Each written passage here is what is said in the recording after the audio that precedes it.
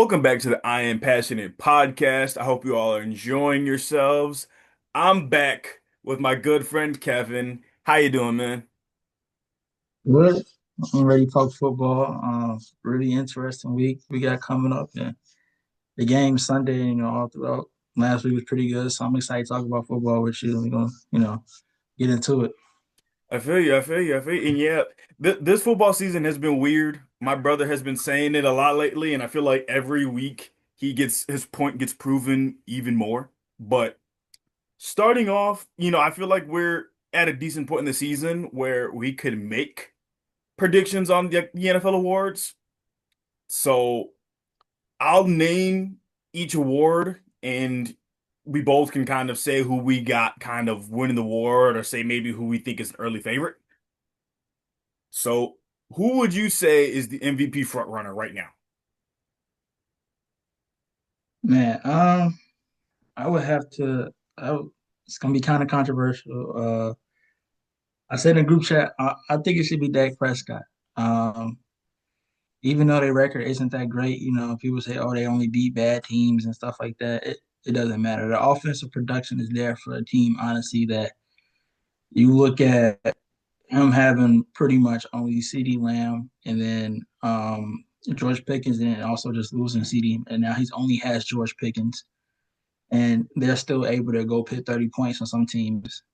It's like, who else is carrying a team like that? That Green Bay game, like, come on.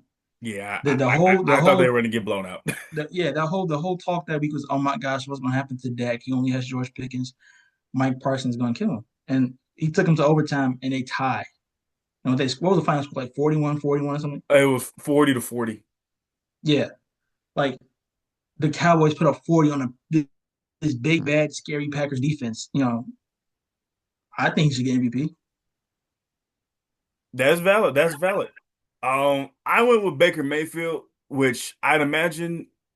See, with Baker, he's been beating, like good teams. He just won a shootout against, Seattle, and they have a good defense. I know the Texans are 2-3, but they That have was an a good amazing game. defense. Yeah, that was a good game. Yeah, Baker Mayfield has been playing well against great teams. His worst game, and it wasn't even that bad, came against the Eagles, where he didn't play that bad. If anything, that was the entire team's worst game. But I think he should be at least up there in the conversation. Um, I think I think without Baker Mayfield, I think the Bucks. I get it; they got a lot of weapons on offense, but I think without Baker Mayfield, I'm not saying the Bucks would be terrible. I'm just saying I don't think they would be 4-1 without Baker Mayfield right now. Um, Moving on to the Offensive Player of the Year, I think this is probably the easiest pick. I got Puka Nacua. That man, he's averaging what, like 130 receiving yards a game, pretty much. And if he keeps Yeah, on that pace, he'll be the first wide receiver with 2K yards. yeah. I, I like this pick. I got him on my fantasy team. He carries me like every week. But yeah, I was gonna say, like, it's people. I've seen people talk online, and I agree with it. Like, what's stopping Puka from being in that, Justin Jefferson, Jamar Chase type of conversation where you make an argument for him being, if not the best, receiver in the league, you at least put him top three, I think now. Like, yeah, he has a good coach and a good quarterback. I don't care. That man is he's doing some crazy things on the field. Like, I would give him the offensive player of the year. If Dak or somebody starts to falter, honestly, I might even go as far as say get that man MVP. Yeah, I can agree with that. I think if Puka actually does get 2,000 yards, something that has not been done in NFL history at the wide receiver position, I do think you should give him the award. But I don't think the NFL would give him the award It's a because, it's a quarterback award. yeah, it's a quarterback award, which I think is so stupid because I feel like other sports, which we've talked about it more in the past, we've talked about it a lot, where like other sports, I feel like the MVP, it's better handled, in my opinion. Like, I feel like other sports make it so that anybody can win it, while in the NFL, what? If I had to guess, maybe five people have won the regular season MVP award. I couldn't tell you the exact number for the NFL. Yeah. I always say I wish the NFL did it more like MLB, where like anybody's up to get it. But yeah, I think he should be in that conversation, but they won't put him in it. Yeah. Um, for defensive player of the year, I actually have the Denver pass rusher, Nick Benito. Hmm. There's a couple Hmm. of the people I feel like you could put in this conversation, but I definitely say at least for this, I considered, his actual stats currently, which he's leading the NFL in sacks. He's got, I believe, seven. And he's that Denver defense has just been playing really, really good. And they could honestly be undefeated right now, which their two losses came on last second field goals. But he's just been playing really, really well. I feel like if he does not win it, it's because people don't know who he is. He doesn't have the big name like a Jalen Carter, a Myles Garrett, which Myles Garrett's having a great. He's been getting double. I think he's got like the highest pass rush win rate in the NFL as of right now. Um, Yeah, but if Nick Benito does not win, it's because he's not known by the names of NFL fans. Like that's that's part of the things with awards. Is also popularity. You can really be a solid linebacker, but it ain't too many big name linebackers to begin with. So they already looking at the position. And then if you play on a smaller market, you know what I'm saying? If you playing for, Jacksonville or Tennessee like that, like you could be good, but that's why I feel like we can talk about it later. But same thing with Cam Moore. Like the comparison of Caleb Williams and Cam Moore, even though they was both really high number one picks, Chicago versus Tennessee. Like I feel like they barely talk about him, and he's the number one pick quarterback. true, Has he even true. had any? Has he have any primetime games this year so far? Not prime time, but he's had a couple of games in the 3 p.m. slot, so I highly Yeah, which is doubt. like half the country gets it, half the country doesn't. But I'm talking Yeah, about like, yeah, yeah, the no, the he, Bears immediately got picked.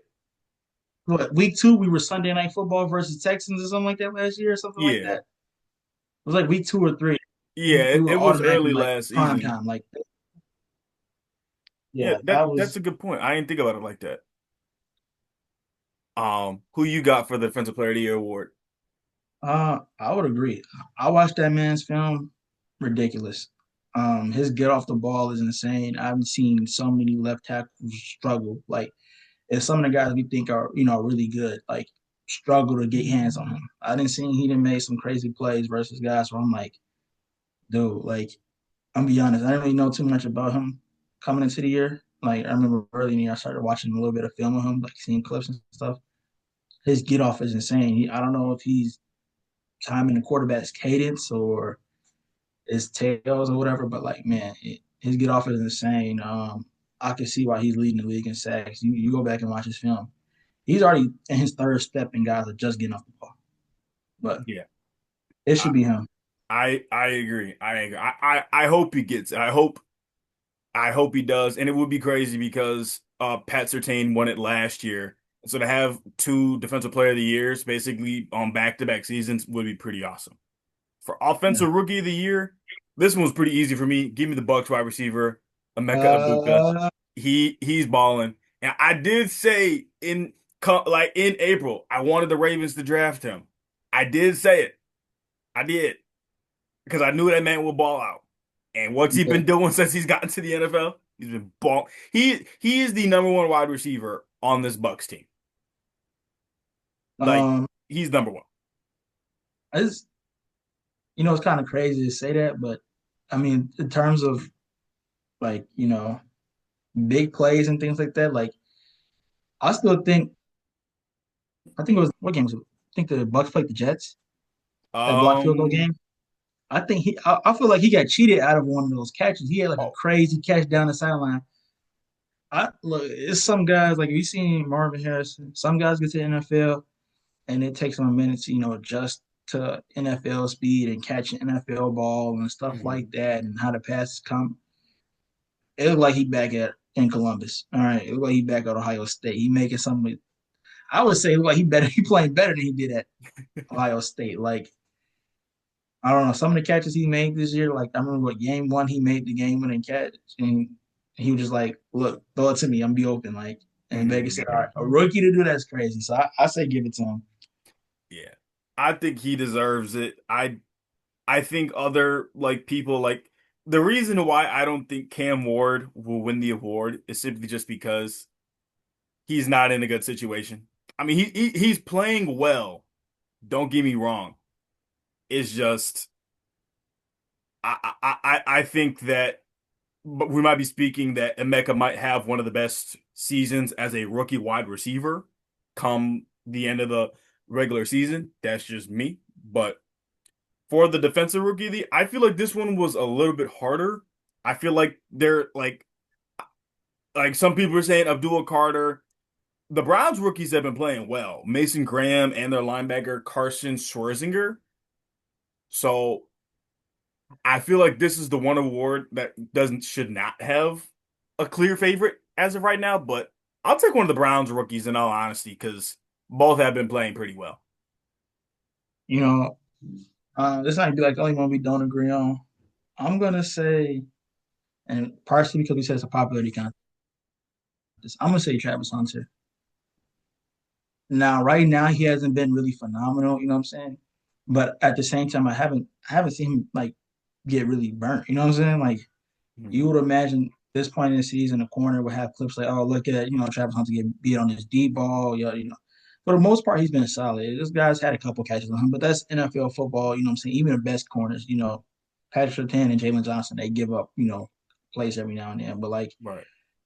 well, rookie, they haven't played crazy competition. You know what I'm saying? But I still think, coming to the end of the season, I think people look at his stats and then also just being a popularity contest, they're gonna give it to Travis.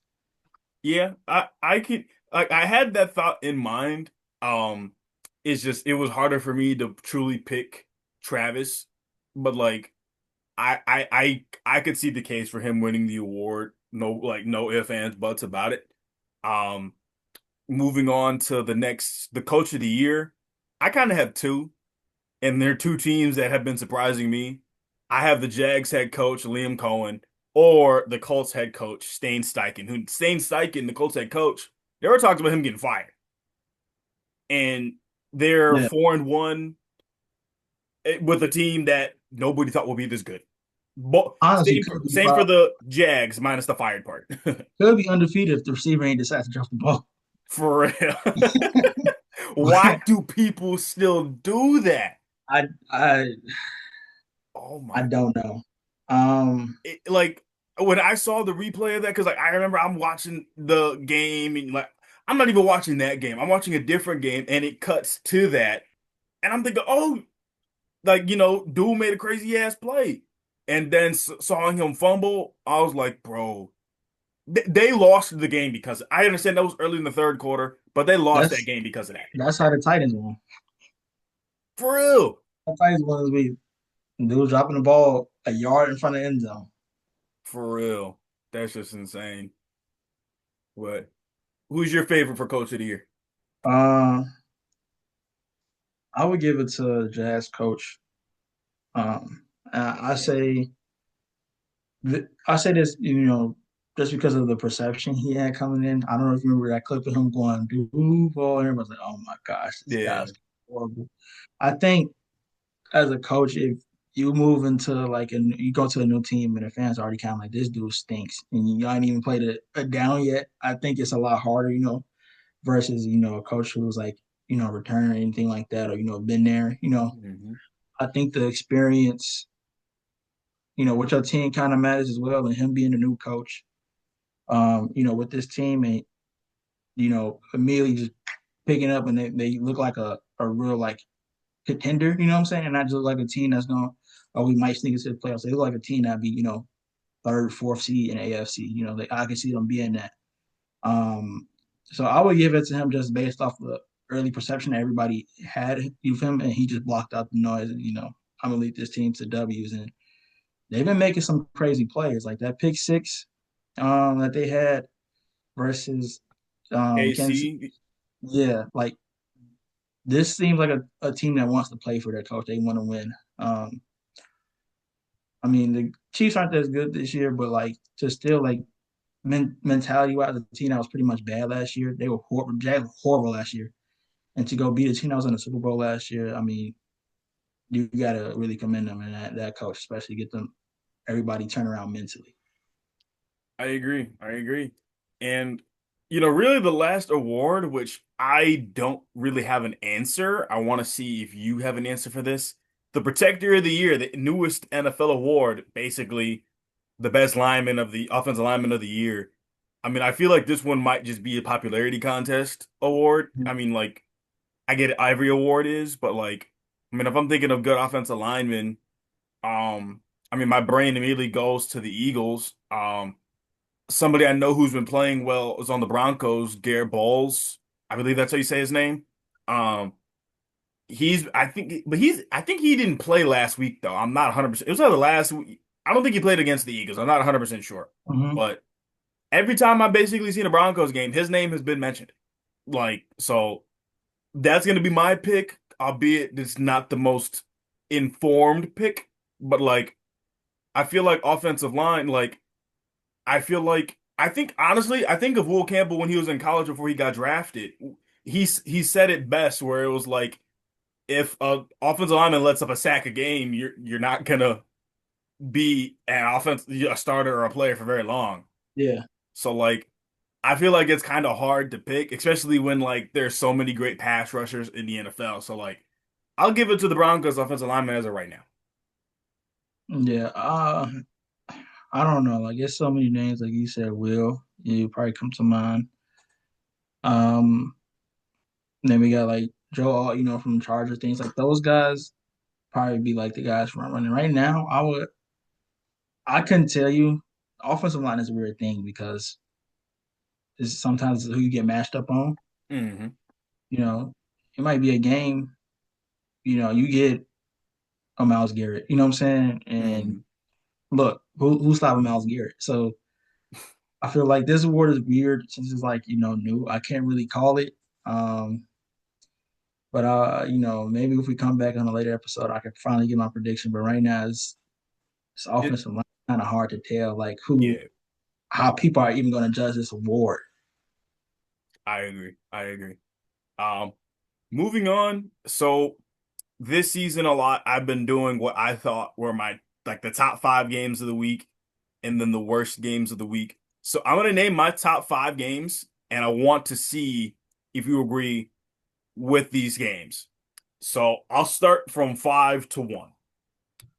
For number five, I had the Chiefs versus Jags, kind of for similar reasons as you were saying about, the Jags head coach.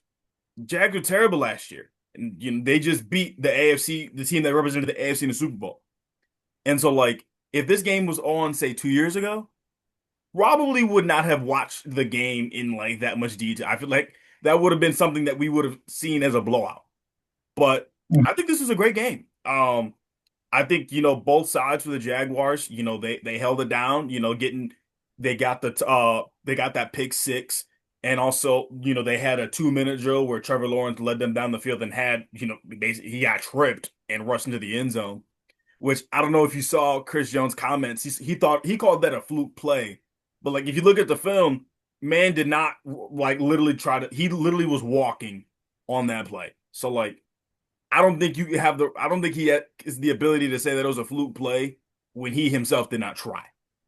Yeah, Um, no, I mean stood straight up. Some of the ball was snapped. He looked like he was just standing. I said, I I think he must have been tired from the drive. You know what I'm saying? mhm, How long it was, and he might be one of those guys like he don't want to take himself out or actually be taken out in a big moment. You know what I'm saying? mhm. But it looked like his gas tank was empty. Like he was just standing. Like he didn't even try to go get Trevor Lawrence. Like I don't know what it was, but yeah, I agree. That was a great game.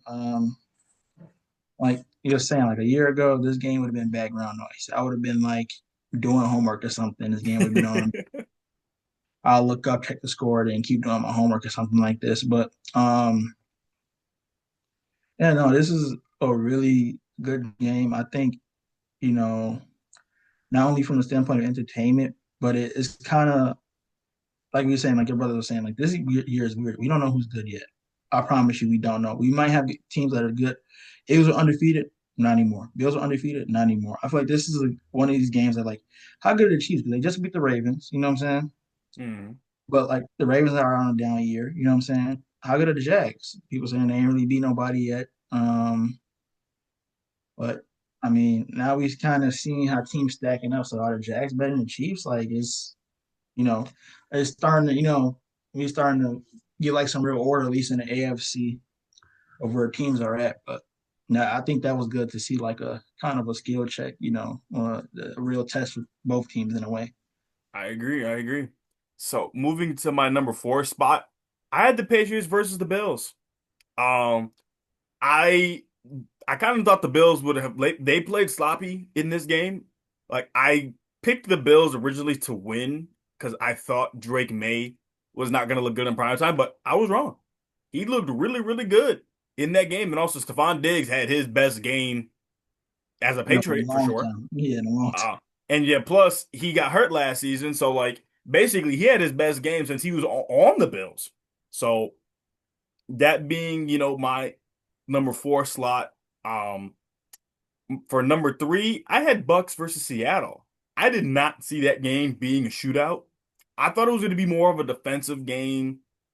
Kind of like a 20-17 kind of game where like teams are moving the ball, but he kind of stalled out. And Baker Mayfield and Sam Darnold both balled out. This could be that game, the Bucks versus Seattle. That could be a potential playoff rematch.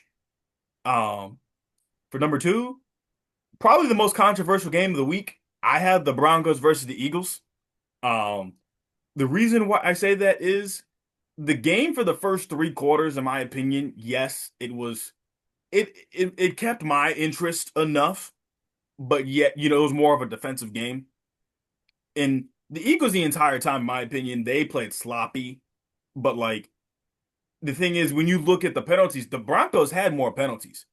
The Eagles penalties, yes, they definitely it was definitely a missed call on that pass interference on Dallas Goedert because he was being grabbed before the ball was even in the picture. The defender did not even look. Yeah, That was definitely missed. But the Zach Bond play, I don't think he needed to do that. Like I'm saying that as in like I understand that as a defensive player, like you're just trying to make sure he goes down, but like it to me, which I get, I'm a fan. I'm not the one on the field.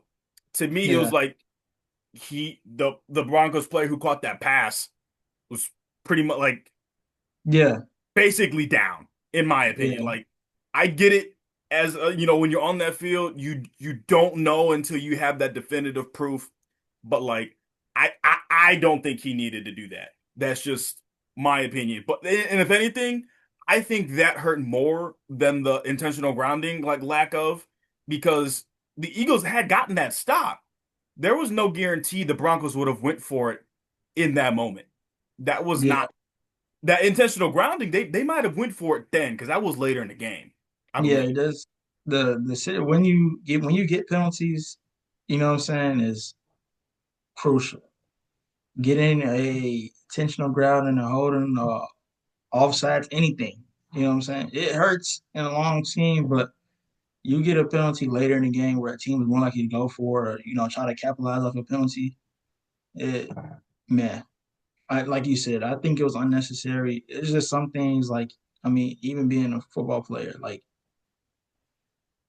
I was always a guy who was scared to get penalties because Me too. even when it's like for progress and the ref is blowing the whistle, I was the first to get let go. Like as soon as I hear the whistle, we stop running back or whoever's blocking, just let them go. But there's guys who try to slam a guy down. I'm like, Mhm. we don't need to get them 15 yards. Like I know you want to be aggressive and play, but I was always a guy that look, it's not necessary because especially fourth quarter things like that, you give up the game because you hit a guy through a play or something stupid. Like I don't know, but that's the problem with the Eagles is that they really can't do anything well. The strong, like the strength of this team is supposed to be good defense, run game, then they can mix in the pass. They can't mix in the pass at all this year, really. And the defense hasn't been horrible, but it hasn't been like also like lights out, you know what I'm saying? Like Mhm.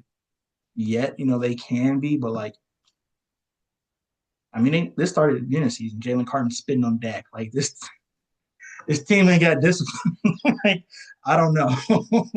Like, it's just I don't know. This team, they got to figure out how to stay. They just I don't know. Mentally, they don't seem like they're there all the way.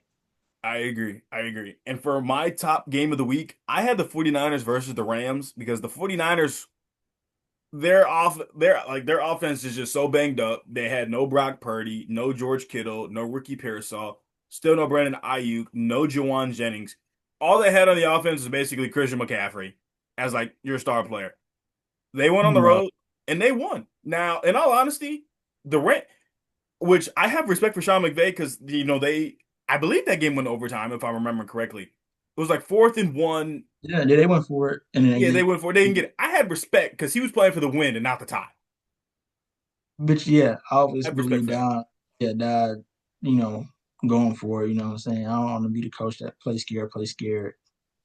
And then, you playing out to lose instead of going to win.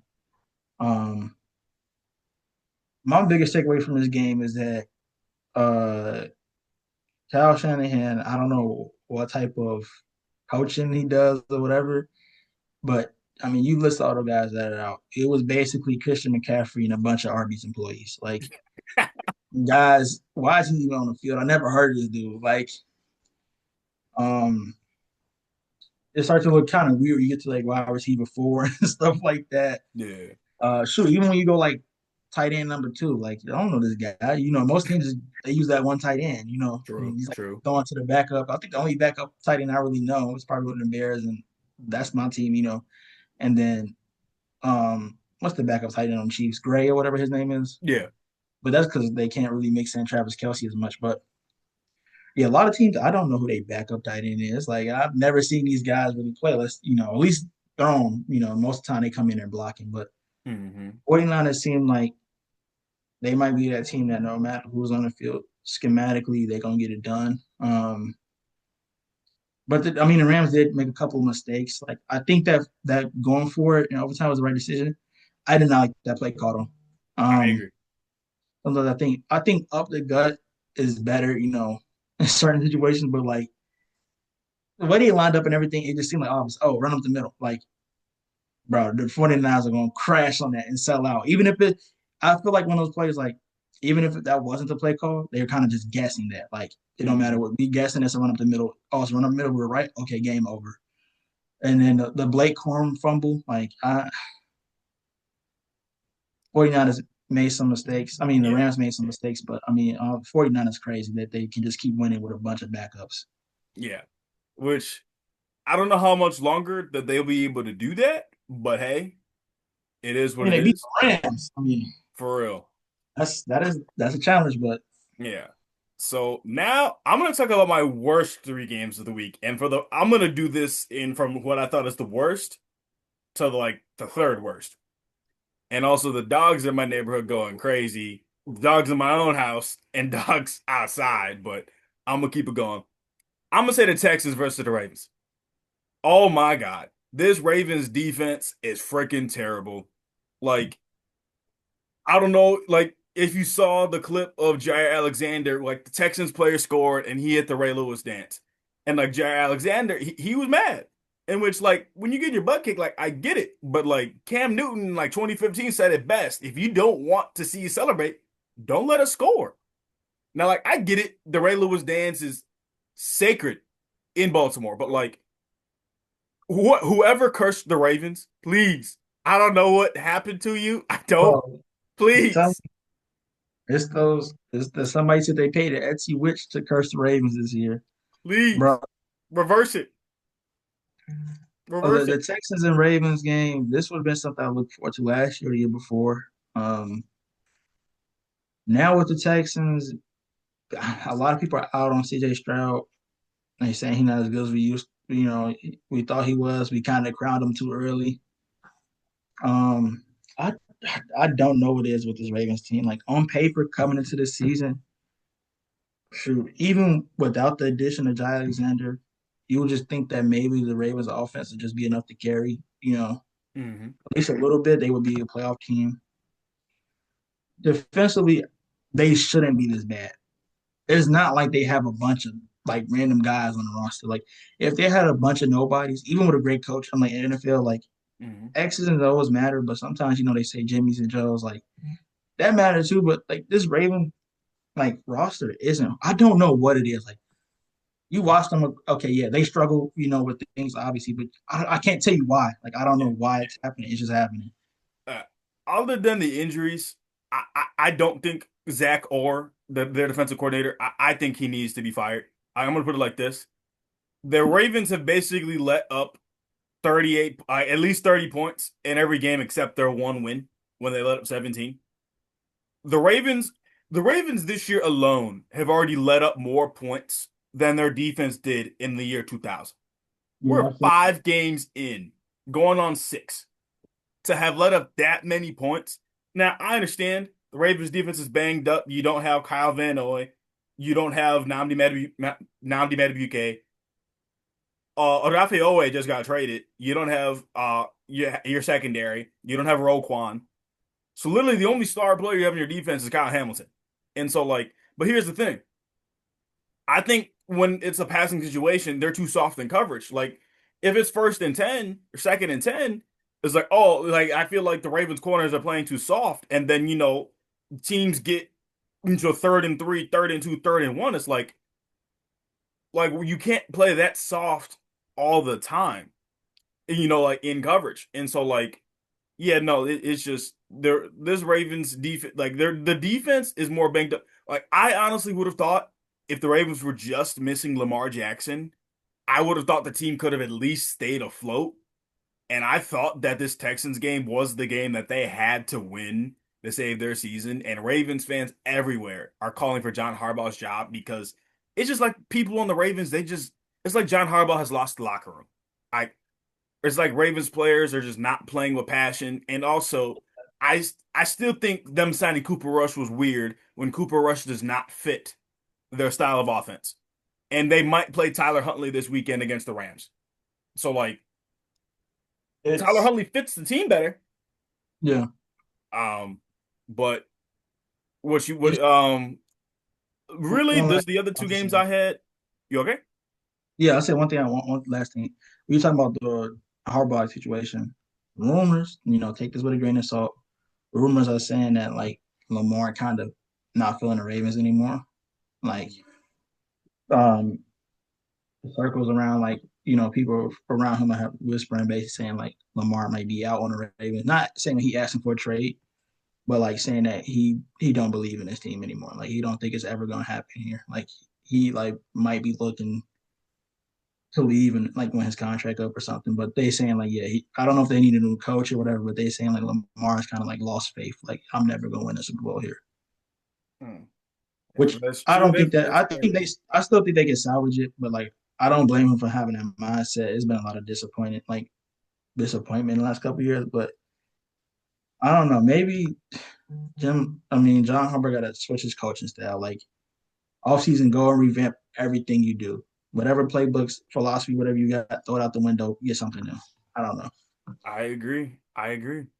So for my final worst two games of the week, the Titans versus Cardinals, for the reasons that we said earlier, the Cardinals should have won that game, but that fumble, like, Man, you say this is one of the worst. I say this is one of the best games of the week. Number well, one, I'm saying it's the worst from the Cardinals' perspective. Like that game should not have even yeah, been that close. you know, I get what you're saying, but also like you got it's the NFL. Like even the worst teams don't compete with the best, at Oh, least for to a certain sure, degree.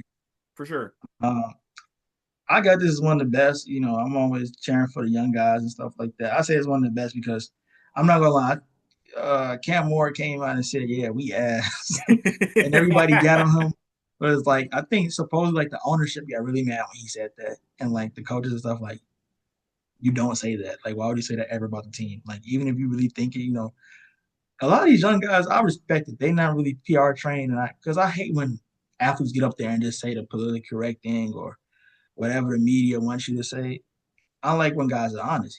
We ask. Everybody think that. Why can't we say it? We all think it. Everybody think they stink. Right. But him to turn around and then go get that W. Now some people say it's gifted or whatever. It's the NFL. Ain't no win gifted. You know. A win's a win. And win is a win. You know, you're gonna take it 100% of the time. It don't matter if you got lucky or whatever. But I think that was good, you know, just for them to kind of see one go through the hoop, you know, get a W. But you know, that's why, in my opinion, it's one of the best games of the week. I like seeing, you know, young overall picks kind of get that first W, you know, get that little bit of confidence for the rest of the season. Yeah. So I agree with you 100%. And, like, I just, and I'm just still on the fact that, like, man, like, Cardinals should have won that game. They really should have. But Yeah, I, I'm happy for the Titans. I'm happy for Cam Ward. I really, really am. Uh, it's just that, like, the Titans should still be winless. Like, and yeah, like they really should. The Titans, Cam Ward threw an interception. The Cardinals defender fumbled, and Tyler Lockett like recovered in the end zone. That alone, like I don't know what's worse, the fumble or the play I just described that happened. Both are just really, really. What are the odds that both happen in the same game? Like it's got to be some of that the lowest odds. the craziest thing though was that interception into the fumble into the that is like when you go on a compilation on YouTube and you type in like top 10 funniest football plays, like that's something. It's not like a tip ball interception that you go, oh, that was kind of crazy or wild, you know. Two of the craziest plays I've seen this week was the Trevor Lawrence falling, getting up, and then falling again, and then running into the end zone, and then that interception into a fumble. There's one thing I've seen an interception into a fumble, but I've never seen it roll back into the end zone and get Same, up the team a touchdown. Like same. that was stupid. But Yeah. yeah, So, all right. So we are back and we are going to give our week 6 game picks.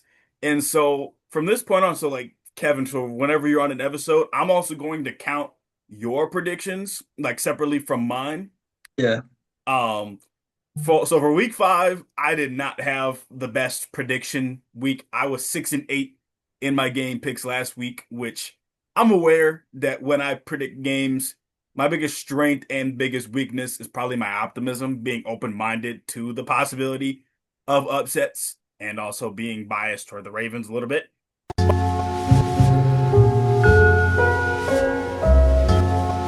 Moving on to week 6. Thursday night, we've got an NFC East showdown between the Eagles versus the Giants. Who you got? Give me the Eagles. Still got to play against a inexperienced, you know, Jackson Dart. Like I don't think he'll really put up a fight. To be honest, I don't think he's a bad quarterback. I don't think he's shown anything amazing yet. But I actually think that defense might be a little bit too much of a challenge on this early on. I can see the Eagles winning this about 14 points, something like that. I don't know, but I don't think this is gonna be much of a game. I agree with you 100%. Um, I see the. I honestly just see the Giants just basically running a quick game the entire night because I don't think Jackson Dart will have the time to throw, down the field. And I think they're gonna try to just run the ball with Cam Skattebo. Um, Yeah, but like, yeah, I honestly see that. And the Eagles, as we know, Saquon, Hurts, and Brown, they had their conversation. But I don't see the Eagles offense really struggling all that much against the Giants. And yeah, I had the exact same thought. Eagles by at least 14. Give me the Eagles 24-10. Moving on to the game in London, the Broncos versus the Jets. I think this is an important game for the Broncos because you can't beat the defending Super Bowl champs in one week who were undefeated and then lose to a team who has not won a game yet this year. Although I'm rooting for the Jets. I want them to win. I want them to succeed. I I think I think they're going to have a bad game against the Broncos. The Jets, outside of week 1, they have not really shown me that they can consistently move the ball. That defense was good for like what? The year before Aaron Rodgers came. Actually, no, they were good the year that Aaron Rodgers came to the Jets and got hurt. They were good that season. But after that, they just have fell off a cliff. Give me the yeah, Broncos to win 27-7. yeah. I'm gonna pick the Broncos to win this one. The only thing that's the problem with this right now is that they can't play a full game. They can't. They that Steelers game, the first game of the season, they started out hot, fizzled out at the end, cost themselves a game, and then just the past week, playing Miami, uh, stuff like that. They don't like it doesn't click. I don't know what it is. Like they look good at times, the offense look good at times, and then you see them for a full game, and it's like, dude, they can't do anything in the first quarter. Second quarter, they can't do anything. Third quarter, and then like maybe in the third quarter, fourth quarter, they just okay, we can just pass the ball downfield. Justin Fields can scramble now. You want to win, you got to play four quarters. A lot of that team right now is literally just trying to get back into the game fourth quarter. That's not going to cut it versus the Broncos, especially against that defense. I don't think they'll let you get back in the game. I agree 100%. I agree. Got to play four quarters. Moving on to Seattle versus the Jaguars, I think this game is going to be kind of like a repeat of the Seattle versus Buccaneers game from last week. By that, I just mean mostly just a good game. Like, I think this could be one of the better games of the week. Um, and so Sam Darnold, I think he's basically proven that like he can, put up great numbers in a shootout. But at the same time, I feel like Seattle's built so that he doesn't have to throw for 400 yards every game. And as we talked about earlier, the Jaguars, they got a great win on Monday night. Um, Trevor Lawrence had a great game, he's having a good season. Um, and like the one thing I want to talk about is that like maybe it was just me in the Chiefs game. I feel like Trevor Lawrence's pocket presence, it's like one play it'll look really, really good, and then other plays it's like he's bumping into his own lineman. Maybe that just was the Chiefs game. I can't say for 100% certain. I just thought it was more so kind of funny. Um, but who do you think is gonna win between Seattle and the Jags? Um, both teams getting out of a dog fight, so they neither team is like really real rest or anything like that or fresh, I would say. But um, I'm gonna give it to the Jags. I think they just kind of riding high right now for win. Coming to the season, most people will mark that Chiefs game as an automatic L. Um, but I think they I mean, you always excited to win a football game, but I mean, you look at Trevor Lawrence and all those guys' faces after they beat the Chiefs. That wasn't a normal, hey, we just won. That was, oh my gosh, we beat the Chiefs and we haven't beat them in forever, or we didn't probably think we was gonna beat them coming into this game. I think they'll be riding high off that W. They're gonna carry over to Seattle and get the dub. See, this will be our first disagreement of the week because I'm actually gonna take Seattle. I'm gonna take. I think that defense is gonna be mad that they basically let up. They let up 38. I think that defense is going to bounce back. I do still think they're going to struggle against the Jaguars because I think this Jaguars team is a team that will make it to January. But I think Seattle's defense, I think they'll force a important turnover. They'll force a fumble. They'll get a huge interception. Give me the Seattle to win, by a field goal. I'll take them to win 31-28. Moving on to the Chargers versus Dolphins. What you think about this game? Um, kind of like what we say. You said in our notes. The Chargers got to win this game. I think they will, but the only thing that's about the Chargers, you never know when they're gonna drop a game. Like you just never know. They look good. Oh my gosh, is this the year Justin Herbert gets it done? You know what I'm saying? Like, or at least get back to the playoffs and start winning. At least in the playoffs, something like that. Like they got to the playoffs last year, then But you know what didn't look too happened? good. It didn't look too good. You start to think like, oh my gosh, this is the year they're gonna start to really push with him and try to go for a Super Bowl. Um, Dolphins, they kind of got the same problem as the Jets. Like they look good for a while during the game, and then they collapse, or they take too long to get started. Like they'll let a team get out to like a 14-0 lead, or just get out to the lead. I don't know. They don't seem to stay with it. They don't play good all four quarters. And I mean, when NFL, you got to do that. I can honestly see the Chargers winning by like 10 or something like that. I don't think it'll be a blowout. Um, but yeah, I don't think the Dolphins would be too much of a challenge for the Chargers. I have the same thought, but I know Joe Alt, I know Rashawn Slater. Rashawn Slater not having played this season because of his offseason injury. I think this game is going to be a sloppy kind of game, but I will pick the Chargers to win 21-13. I think the Chargers will come out slow, but then realize that it's like, bro, we have to win because they're 3-2. They dropped two straight. I understand the Chiefs lost on Monday night, which is a godsend for the Chargers, but they have to keep winning if they want. Because if the Chiefs are within, let's just say, a game or two of winning their division in Uh, December, I think the Broncos or the Chargers will not hold on to their division lead. So yeah. give me the Chargers to win 21-13. The Rams versus the trash cans. I mean the Baltimore Ravens.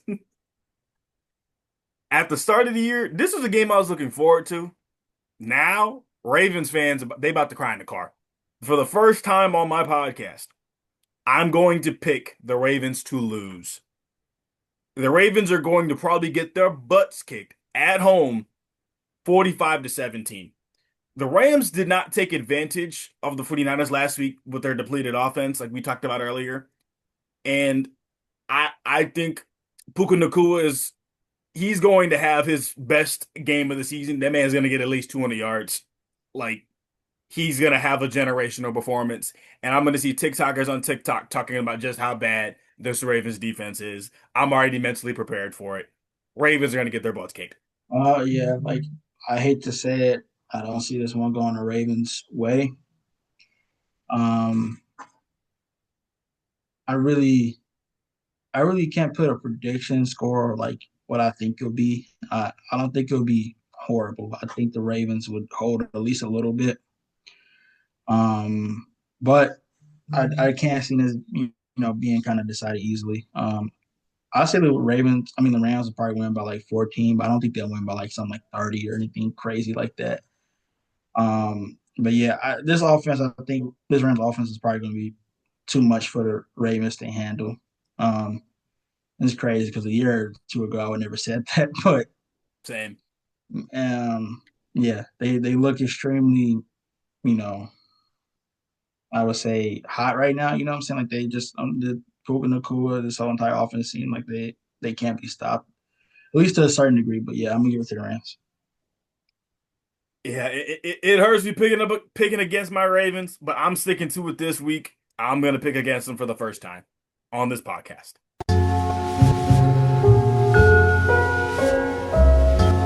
Moving on to the Cardinals versus the Colts. I don't know if you know this, but the Cardinals last like they've lost 3 games in a row, all with a last second field goal. Which that is just crazy to even think about that. Um, and then the Colts, they're firing all cylinders. I think they're the I guess we'll say surprising team or like the team that not people did not expect to be this good, kind of like I was saying earlier. But here's the thing, which I was doing a little bit of research with like, like team stats. The Cardinals are one of the better statistical run defenses, but they're bottom tier against the pass. I'm still going to take the Colts to win 34-20 because I don't really think the Cardinals have seen quarterback running back duo like how well basically Daniel Jones, which again I'm surprised I'm saying that in 2025, and Jonathan Taylor. I don't think they've seen a duo as Uh, good as how well those two are playing right now. yeah. I'm gonna go ahead and give it to my boy Daniel Jones. Indiana Jones.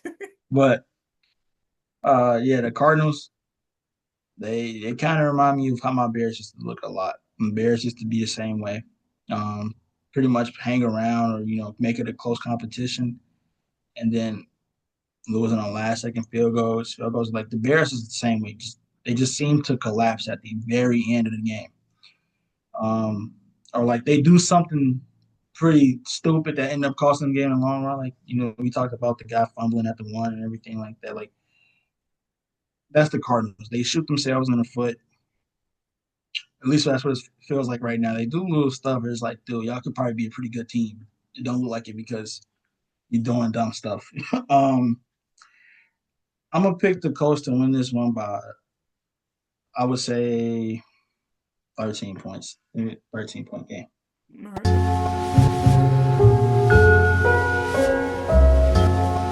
only because the Panthers are at home. I'm going to say this could be a potential trap game for the Cowboys. The reason why I'm saying trap game is because the Panthers' two wins have come at home, and the Panthers play terrible on the road. The Cowboys' defense this season has let up a lot of big plays.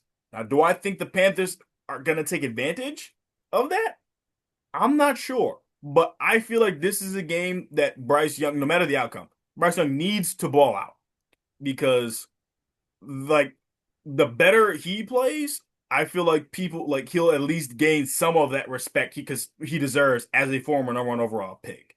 And like we talked about how well Dak Prescott has been playing, and he's been without CD Lamb, and he's been exceeding expectations. Who you think's gonna win? Uh, Picking MVP, uh, Dak Prescott. Um, I'm gonna pick the Cowboys. I don't think it's gonna be that close. It could be somewhat of a trap game, but like I think what we've seen from the Cowboys offense, worst case scenario, it's a shootout. Um, we might get like a 35 to 30 game or something like that, or anything like last second field goal. Maybe you know might get a Cowboys win, but I feel like I don't think it'll be like a low scoring game. Offense struggling. The only thing is, can the Panthers take advantage of the Cowboys having a really bad defense? That's the key to this game. If they don't start out, you know, hot, I don't think they'll stick around and win it. Agreed. I think in order for the Panthers to win it, it would have to be 4 quarters back and forth, and somehow the Cowboys mess up or they just don't, score.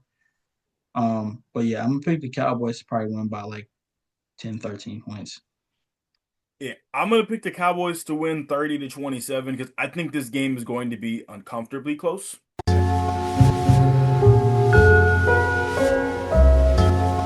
Moving on to the Patriots versus the Saints. I don't have too much to really say about either of these teams besides for the Patriots are starting to finally like impress me a bit because I feel like during the offseason I just heard so much about how good this Patriots team will be. And they picked up a big win, in prime time against the Bills. And so the Saints, they also got their first win of the season, which, they've been showing fight. The Saints have only gotten beat badly one time. Otherwise, they've been in every game. And Spencer Rattler, their quarterback, he's looked good this season. He's looked good. But I'm going to pick the Patriots to win 35-10. I don't think this game's going to be particularly close. But if the Patriots somehow choke this, that's not a good look. Kind of like for the same reason as the Broncos. How do you go from beating an undefeated team to then lose against a team that basically only has one win? Yeah. I'm gonna go. I'm gonna go Patriots. Just like I said, kind of about the Jags, kind of riding high off that W. You beat a team you thought you probably weren't gonna beat, or like nobody thought you would beat them. Um, so I'm picking them kind of they riding that high. I can see this one being pretty easily, decided halfway through the game. I'm gonna take the Patriots by 17.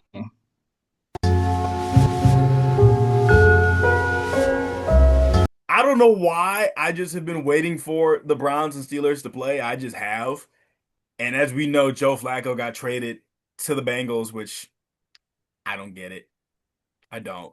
Yeah, Um, so Dylan Gabriel is the clear quarterback one for the meantime. I don't know if we'll see Shador Sanders at some point this year, but I will at least say that the odds of it happening are at least a bit more likely. yeah. Um, Rumors saying we will. People are saying they're gonna try both quarterbacks to see what they got. hey, I don't think that's a bad idea, see having both of them. But I don't have much to say about the Steelers because they're coming off of their bye week, last week, so they don't have, their last game was 2 weeks ago when they played against the Vikings in London, I believe. Yeah. Um, but I think the Steelers are going to win this game. I don't think the Steelers are going to look good. I mean, I don't think the Steelers are going to let Dylan Gabriel, beat them, you know, on the road, like Steelers are the home team in this case. I think they're going to win 21-10. Yeah, I would say so far this year, I wouldn't say I'm completely shocked, but the Steelers are playing a little bit better than I thought they would be. offensively, defensively, they've been pretty good. Jalen Ramsey looked pretty good. He made a couple big plays the last couple of weeks. Sick that his touchdown got called back though. But yeah, I would say his offenses look pretty good. Aaron Rodgers is starting to look like what we thought he would look like on the Jets. He hasn't been spectacular, you know what I'm saying? He hasn't been like MVP Rodgers, but I don't expect that at this point in his career and at this age. But I can see the Steelers win this one by 10. The Browns defense might make this one a little bit more of a challenge, but I don't think the Browns offense are really ever going to get in this game. I feel like it might be them punting like half the game. Titans and Raiders. Really, what I want to talk about with the Raiders is how bad Geno Smith has looked this season.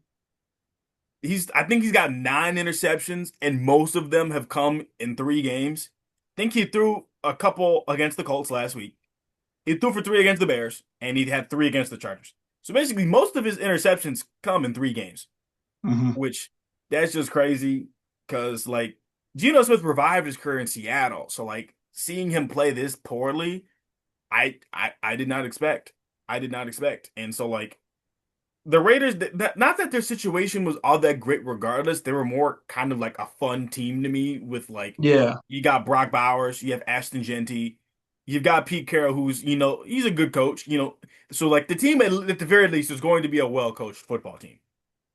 But both of the Titans and Raiders, both of these teams have not looked very good, but the Titans not looking very good was more expected than the Raiders looking this bad. And so like Cam Ward, like we talked about it earlier, like, I think he's looked good for what he has, like, around him. I'm gonna pick the Titans to win this game. They're gonna go on a 2-game win streak, 17-16. I did not expect you to pick them. Um, man, I don't know. I feel like I think the Raiders are going to snake away one here. I think the key this week is literally just going to be if you're somebody who's listening, watching the entirety of the Bears game versus the Raiders, that last, I want to say, 8 minutes of the Bears game, offense of the Raiders literally just like, don't let Geno Smith throw the ball. Like, I feel like that might be the strategy. Put Genty in space, let him run, try to beat the Titans offense pretty much by him, the Titans defense by himself. Not a bad That strategy. that might be the key to win this game. Because you watch Smith, I've seen some of the picks he was. Is this Aaron Stubb is like, why? Why'd you throw that? Like, I He's don't know. looking like the Jets version of Geno Smith. It's some picks he throwing is like, did you hit the wrong button on your controller? Like, why? Like, no, for real. Like, I'm so serious. Like, it's I know. some I throws. agree with you. Yeah, he shouldn't have made them throws. Like, it's some interceptions that are like, okay, I can see you trying to squeeze that one in there. But it's something like the guy's covered. He just throws it into like double coverage, and I'm just like, why? But it might be just change of scenery thing. And then some guys are kind of just like, I want to say arrogant, but they kind of believe themselves too much. Like, man, I'm gonna make this throw, and then you throw it and it's interception. Um, but yeah, I can still see the Raiders sneaking out of this one with a touchdown lead. Um, yeah, but the game plan is definitely just get it to Genty. I agree. So moving on to the 49ers versus Bucks. We talked about both these teams a lot, like throughout this episode. Both of these teams are 4-1. So this could be important for the NFC playoff picture. And so one of the things I did not say about the Buccaneers yet is that like I feel like this year they can win a shootout. They can win a sloppy football game. They can do it all. And also, the 49ers, I'd say, are a very similar fashion, especially since they're doing it on the offensive side of the ball with a lot of their backups. But with Baker Mayfield, I know the Browns are mad at how they handle that situation. Wow, he's playing this year. I know they're mad. But I'm gonna take the Bucks to win this one 34-21. Yeah, I agree. I don't have a lot to say about this game, even though it should be a pretty fun one. Mm-hmm. Um, I think the Bucks, pretty much being at full strength and the 49ers being, down a couple guys. That's going to be, all the difference. And I think the Bucks can probably sneak out of here with a 10-point, W. Moving on to the Bengals versus Packers. What do you think about this game? I don't think it'll be much of a game. Same. uh, I think a lot of games like okay, the Bengals didn't play horrible last week on offense. Is Joe Flacco playing?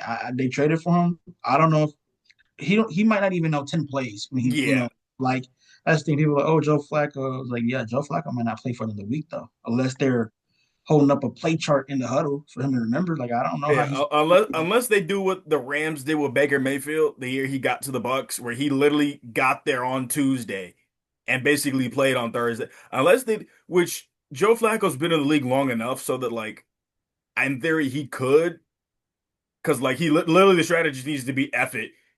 T Higgins, Jamar Chase is down there somewhere.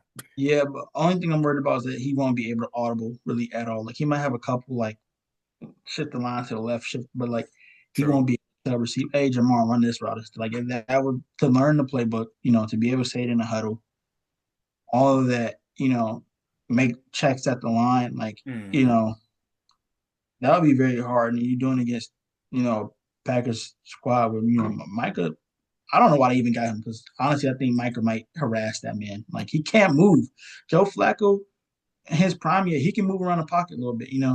can kind of 40-year-old Joe Flacco isn't outrunning Micah. He's a statue. He's a statue. He's a statue. I don't know what that. Honestly, I would have felt better if the Bengals got somebody Jameis. yeah, bro. I ain't gonna lie. They should have called the Seahawks and asked for Milton. Not Somebody who can move, even though he's not that good. I don't know. Like that line is bad already, and then you have a guy who's 40 who can't move. Get somebody who's mobile and can run. Like I don't know. I agree. But I think the Packers are going to win this one pretty easily, but I'm going to pick them by at least two scores. I'm going to say 31-17, but I can see it getting out of hand quickly. Yeah, I'm gonna take the Packers by 21. I think they're gonna. Sunday Night Football. Now, last week on my podcast, I had said that I thought the Chiefs beating the Ravens was not a good sign for them to say that, oh, the Chiefs are back. And then what happened? They lost to the Jaguars. The Chiefs have not beaten a team with a record 500 or better. They've beaten up on the 1-2 Ravens at the time, and then the 0-2 Giants at the time. I think if the Chiefs are going to beat the Lions, they're going to have to run the football. You have to keep that Lions offense on the sidelines. You have to. But on the other side, I think Gibbs and Montgomery, they might have a big game. I don't think the Chiefs can contain this Lions offense for a whole entire game. Give me the Lions to win 38-27. Yeah, I can really see Gibbs and St. Brown combining for 4 touchdowns. You know, I don't see how this Chiefs team could really stop them. They don't have a horrible defense, but it's not like stop the Lions. I'm be honest, you got to have probably a top 5 defense in the league, undeniably. And he can't be one of those oh we're really good versus the run or really it's got to be good versus Both. run and pass because they can do both. Um, I think the worst thing for the Lions might be that they felt like they haven't figured out, what's going on with Ben Johnson. They seem to be fine, but you never know what you really miss until later in the season. But so far they seem pretty good. It seems like they haven't skipped a beat. Only thing is, the only thing that's saving the Chiefs probably Andy Reid coaching. That's about it. He might throw a couple wrinkles that might trip them up, but other than that, yeah, should be Lions winning this one. I think by 17. Wrapping it up with the two Monday Night Football games, which I feel like there's been a lot of games this year that are two Monday Night Football games. Yeah, I love it. I But love it though. before we talk about your Bears, we got to talk about the Bills and Falcons first, which I don't have too much to say about this because one, the Falcons coming off their bye week, and I'd say this is a much. This is a game the Falcons need more because they have to keep up with the Bucks. The Bills, yes, they lost last week, but it's still their division. I think the Bills are going to win this game 28-20.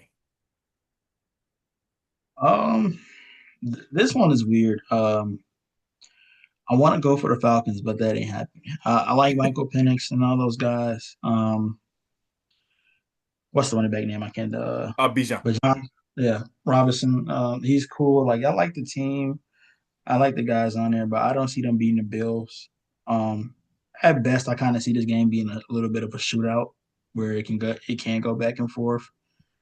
But I think if it ever comes down to like crunch time, gotta have it. I don't see the Falcons getting it. I think the Bills will pull it off, especially coming. They're kind of angry off that loss they had from Patriots.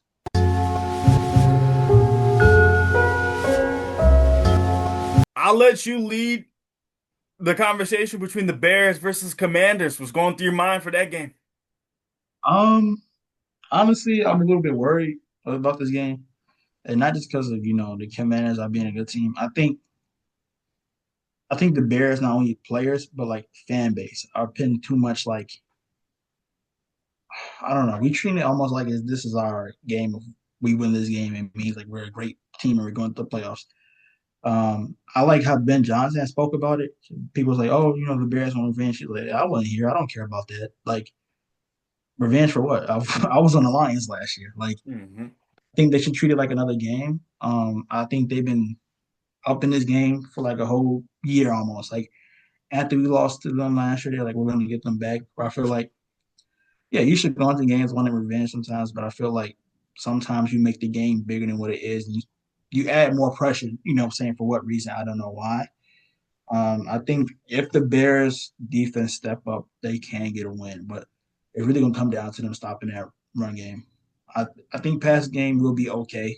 Hmm. I don't think we'll get burnt up in the pass game that much. As long as we get a decent pass rush, um, we'll be all right. But the key to winning this game is stopping that run. We are horrible against the run. Bears defense is I think 31st in run defense. Like we Yeah, I couldn't. remember. I think it's like them and the Bills are like the two worst run Yeah, defenses in we the we NFL. we probably couldn't stop a decent college running back after that. I don't know. Like if you get one of them guys off from Alabama or something like that, the Bears probably still struggle. Um, but if they, if Dennis Allen pick up something, somehow we can stop the run, I feel like the Bears should sneak away with a field goal or a touchdown to win this game. Yeah, I already know that. Like literally in the pregame for this and during the game, there's gonna be so many mentions of the Hail Mary from last season. There's gonna be so many. Oh my God. So I I didn't know about the thing you basically said about Ben Johnson and like how like basically your take was the Bears should treat this like another game, like not like more like a revenge game. So that kind of does change my approach a little bit. But if there is one player, I was like, I don't want him to like take it like personally to the point where like that's all you can think about. I want to see Caleb Williams put together another like great like a game like he had against the Cowboys. Like not to say that he like has not done that or can't do that. I just want to see him outduel Jaden Daniels. So that's more of my approach. I want to see him perform better than Jaden Daniels. And like I think they are a completely different team on both sides of the ball because like in their game last year, there was that was coaching malpractice. Basically, the fumble with that offensive lineman at the 1 yard line. Yeah, we should have won that game. Yeah, the Bears should have won. The Hail Mary should not have even been a question. That was coaching malpractice. We honestly should have sent pressure. Don't like I don't know why we didn't send pressure there. And then even the play before, they ran like a little like 10-yard out route to get closer to field goal. I Yeah, mean to Hail Mary range. I don't know why Matt then he's supposed to be like the defense. You guard the sideline and that you yeah, guard the flats in the sideline and say if you want mhm, to go upfield, you have to throw it in the middle of the field. Which then they run out the clock and then it's game over. But exactly.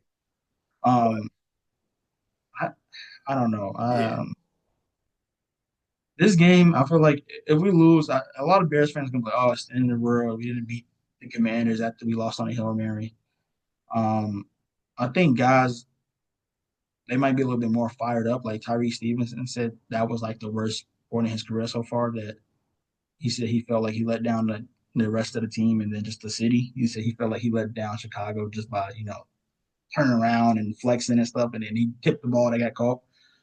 Um, I feel like it's gonna be one of those things where the Bears could win it just based off of how they're treating it. Mhm. As of some of the guys are treating it as a ring. I don't want them to, but that might be what fuels them. You know what I'm saying? But uh, it could go either way. If we lose, I don't think it's the end of the world. I mean, they're a good team. You lose to good teams all the time in the NFL. That's my only takeaway, really, is that it could go either way. But I'm gonna be biased and pick my Bears by touchdown. I get it. Um, I'm going to take the Bears to win this game 27-23. I had a similar take to how you were saying that you thought how the Bears could get like a last moment score to put them, to give them the edge to win the game. Last week, yes, the Commanders got Jaden Daniels back. But that defense won them the game more than their offense did. Because I think Jaden Daniels, he got a touchdown late to pretty much put it out of hand. And so, like, I haven't seen enough from the Commanders, specifically on the offensive side of the ball, to make me feel confident in picking them this specific week. So I'm going to take the Bears to win this game. I think that this could also be the game that also kind of gives them the confidence as their schedule gets a little bit tougher as it goes on. And also, this is important for the NFC playoff picture. I'm not trying to raise the expectations and say the Bears are going to definitively make the playoffs, but if they're at least in the conversation, winning this game could help, their chances a little bit more come January.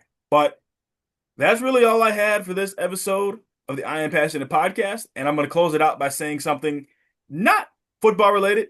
And that is today's October 8th. It is my big sister Jalen's birthday. I just want to wish you, Jalen, a happy birthday. Uh, and Kev, is there any thoughts you would like to close on while we still have, a few minutes? Um, I say this one is football related, but I would say so far we say this all the time, but so far this season has been the most like I don't know who's good. I don't know who's going to the playoff season. You think one team is good the next week, they lose to somebody who's not that good, or at least we thought wasn't that good.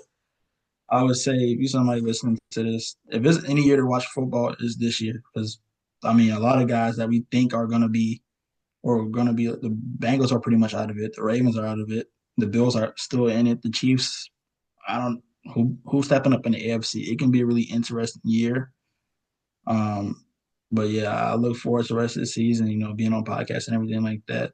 But that's all I gotta say is that's gonna be a great year. I agree. Thank you all for watching. Please leave a like, comment, and subscribe, and we'll see you in the next episode. Peace.